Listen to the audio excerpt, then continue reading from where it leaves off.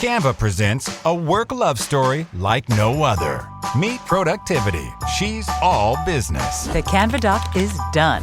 Creativity is more of a free thinker. Whiteboard brainstorm. They're worlds apart, but sometimes opposites attract. Thanks to Canva. The data is in the deck. And now it's an animated graph. Canva, where productivity meets creativity. Now showing on computer screens everywhere. Love your work at canva.com.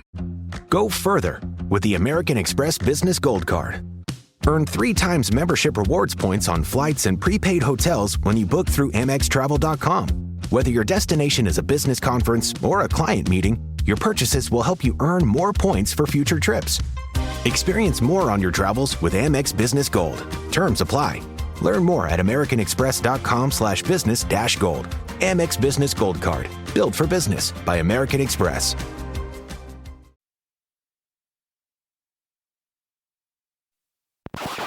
Now tuned into the greatest. The Run with Manny Wilson podcast. The Run with Manny Wilson podcast. Chicago to your speakers. The best sports podcast there is. Yes, sir. What's up, everybody? Welcome back to The Run with me, Manny Wilson, all the way from Detroit to Chicago to your speakers and headphones. I appreciate you tuning in to the first interactive sports podcast, community that makes sure your voice is heard. So if you hear something you agree with, you disagree with, you like, you dislike, or even if you just want to go ahead and drop a quick take on the pod, go ahead, do that. 219-413-9405. And of course, we'll play your take back on our next episode. And then shout out to SeatGeek for sponsoring this episode. Get $20 off your first ticket purchase when you use the promo code The Run Podcast. Now, this code can only be applied for first-time users on the mobile app or website. So basketball season is still going strong. It's not too late to go ahead and buy those tickets. You can also use it for concerts, whatever else you're planning on attending. But something I plan on attending is a Pistons Day Parade for an NBA championship. I can tell you that much now. I'm going to tell you that. All right, let me chill. Let me chill. No, for real though, this is how it feels, man. The Pistons are finally at a point where they're good and they're being taken seriously. I've been waiting on this moment ever since LeBron dismantled the Pistons back in 2007. I've been waiting on this moment for the Pistons to get good again for so long. So I just want to give a heads up and just a fair notice right there for anybody who's around Pistons fans and anybody who has friends who are Pistons fans. Just let them enjoy this moment, bro. Just let them, talk as much trash as they need to talk, act as crazy as they need to be. Just let them have this moment and let them embrace this time, because I don't know how long it'll last, truth be told. And I think the Pistons are a playoff team, and that's what we're going to discuss in a second. But this is just a magical moment. For me, I know I went to the Bulls and Pistons game here in Chicago at United, and it was lovely. This was before the All-Star break, obviously, but it was lovely.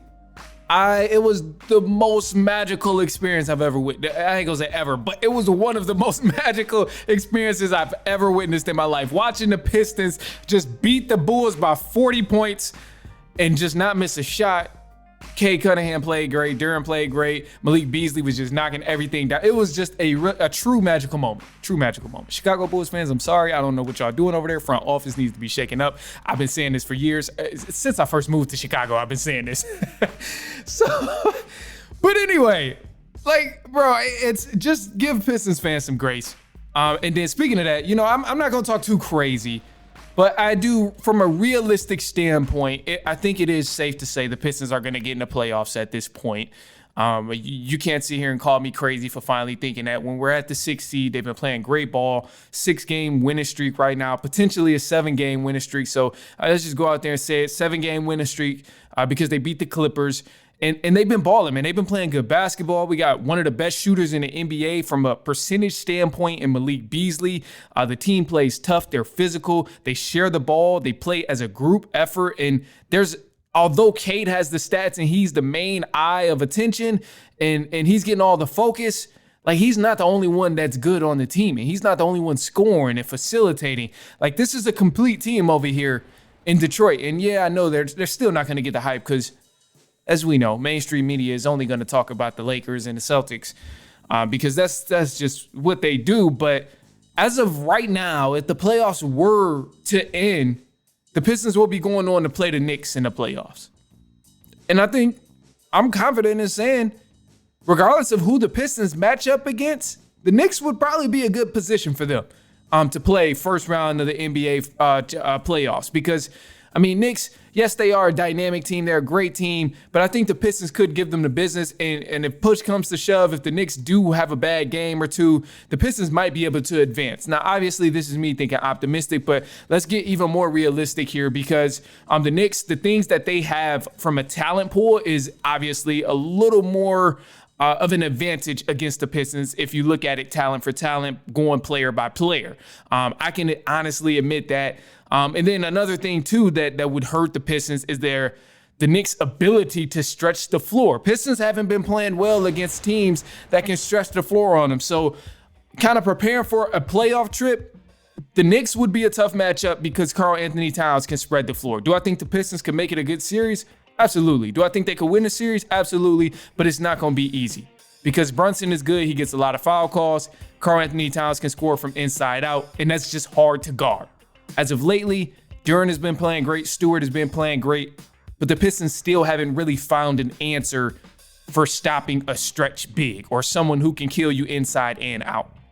And that would be an issue we kind of run into all across the Eastern Conference. So not just with the Knicks, but even if we look past the Knicks and say we play the Pacers. Now, Pacers, they've been killing us so far this season. Seem to be our kryptonite right now. A lot of people are saying, oh, it's the rivalry of Pistons and Pacers. It's back in style. But as much as I want that to be a rivalry, I'm on the side of saying it cannot be a rivalry until the Pistons start winning games. Like, I don't even want to call this a rivalry until the Pistons start winning games because then we know, all right, each team, you don't know who's going to win. But as of right now, man, the Pacers been putting belt to ass. They've been killing us. So I would be more nervous going against the Pacers in the playoffs compared to going against the Knicks in the playoffs, being a Pistons fan. Knicks, we beat them in the Garden. K dropped 40, a triple-double in the Garden. Like, he did his thing. He's having his way with the Knicks. But with the Pacers, it's tough, man. It's just always something. It's always something. So, I will say one thing about the Knicks, man, is to me, I kind of get the vibe. I know they got a lot of skill over there, and they got a lot of size too, pause. But just like, this team and the Knicks, I think they're fake tough. They haven't been playing good basketball. I think they're fake tough. I said Jalen Brunson get a lot of foul calls.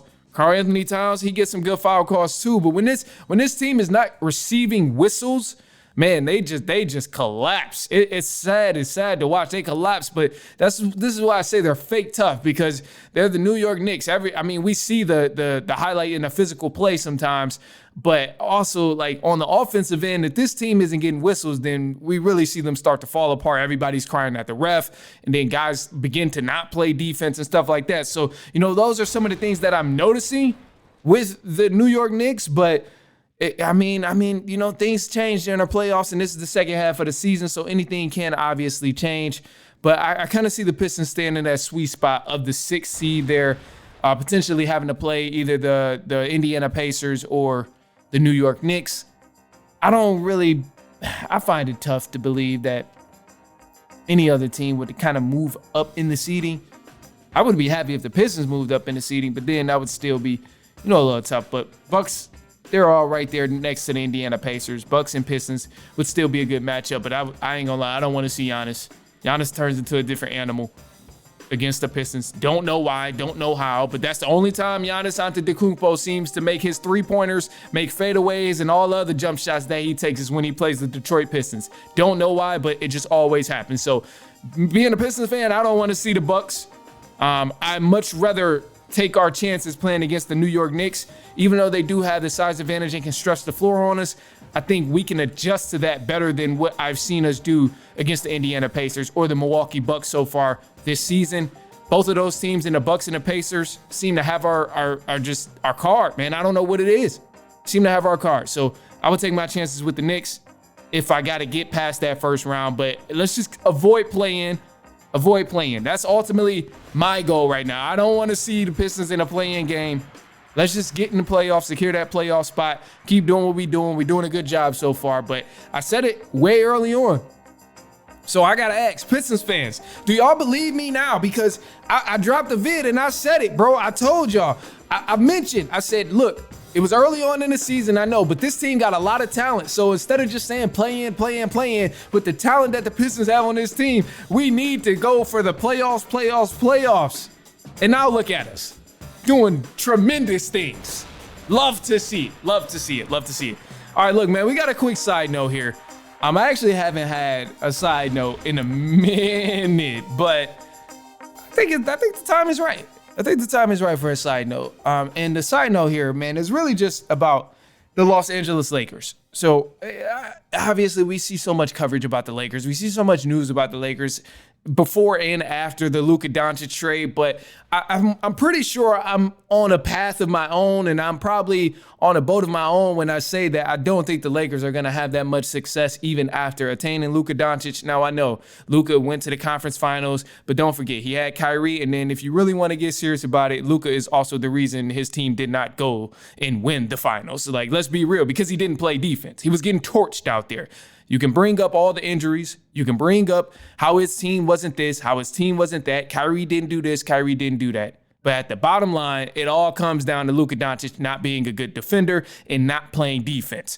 Now, as of right now, for the Lakers, they're pretty solid on the defensive end. Surprisingly, they're one of the best defensive teams in the Western Conference.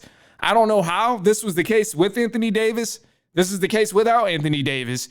And I mean, for the Lakers, yeah, it sounds good on paper, but I think in terms of them actually making something happen in the playoffs, their best chances is to go against an experienced and an inexperienced young team. If they can find their way against a SGA in the Oklahoma City Thunder, it might be all right.